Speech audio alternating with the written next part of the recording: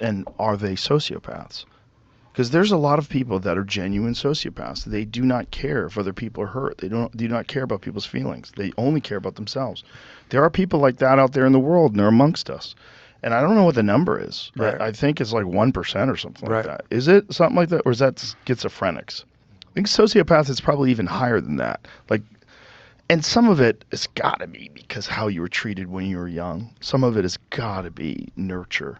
Yeah. But I wonder how much of it's nature. I wonder how much of it is your wires are crossed wrong, and you just don't give a fuck about other people. It's totally possible. I mean, you look at like Jeffrey Dahmer. His parents seemed to be normal. They didn't seem to abuse him. He Right. didn't have like some horrific childhood where he was, tortured. It's like, what makes a person like that? I don't fucking know, man. But when you see it, it's so confusing. Like that Sackler guy in your show, it's like when you're watching him say what he says, like, how does a person like this exist? Right. Right. And, like obviously Dahmer is a fairly extreme example of. But is it? Because he only killed like 6 or 7 people.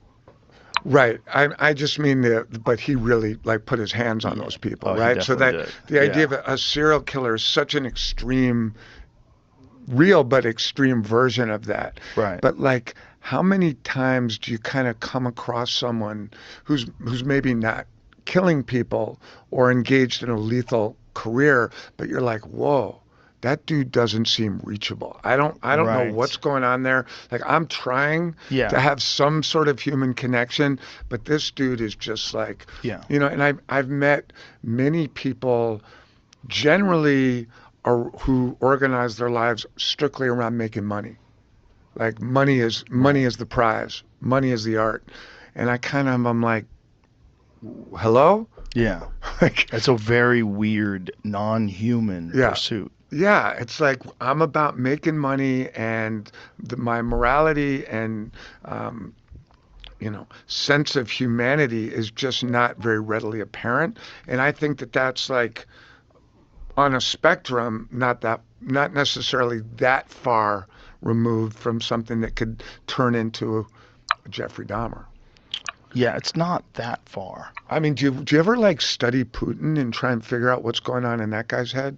I could only imagine. Like, I think it was Bush who said, he'd just come back from meeting Putin years ago, and he said, I looked into his eyes and I didn't see a soul. And I remember, like, I was younger when he said that, but it chilled me. Like, and this was Bush too, and he's like, I looked into his eyes and I didn't see a soul. Pull that quote up, because that's Yeah. crazy. Oh God, I hope I said it right. Oh, the opposite.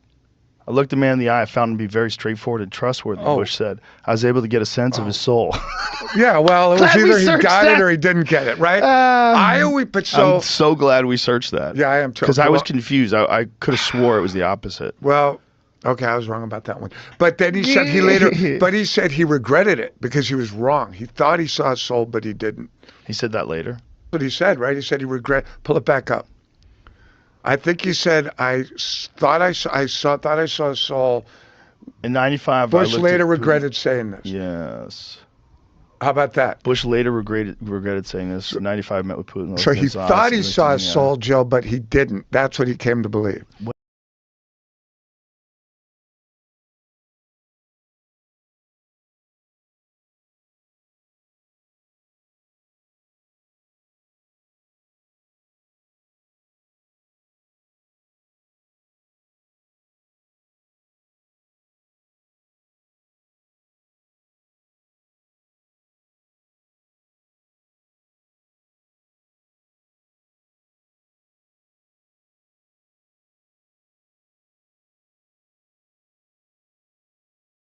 I'm not.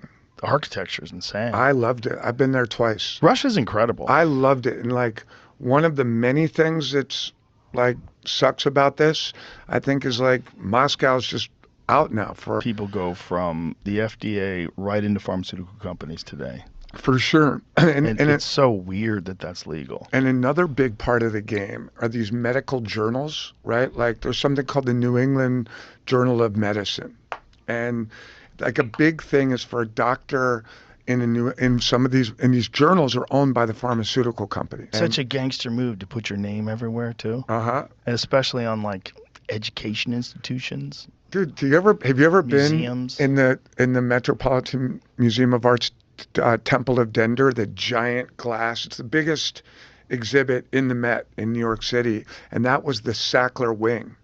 And I would go in there when we were making the show, and it was this giant. It's on the north side of the Met. It's a massive art wing, and you go in there. It says the Sackler wing, and you go in there, and there's parents running around with their kids. The last time I was there, I saw a guy get on his hands and knees and propose, and it's just this happy, joyful room built on OxyContin, and 2-3 months ago, they took the name down. They finally took the name down. Finally? Yeah, after all these years. Yeah, so they've taken, and this is the thing that, like, what Arthur Sackler cared more about than anything, which is like the same as Alfred Nobel, right? You know that Alfred Nobel made dynamite. That's how he made his money. It was a fascinating story that Nobel was the inventor of dynamite. It's almost like an Oppenheimer situation. Wow, I didn't know that. And the story is that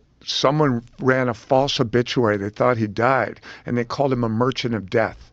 The great merchant of death is gone. This guy, Nobel, who invented dynamite. And at that moment, he realized, fuck, this is how I'm going to be known. This is going to be my legacy, the merchant of death. He took a huge chunk of his fortune and started the Nobel Peace Prize. So when you hear the name Nobel, you don't think about dynamite, right? He invented dynamite, hand grenades and howitzer rounds and munitions. That was all Nobel.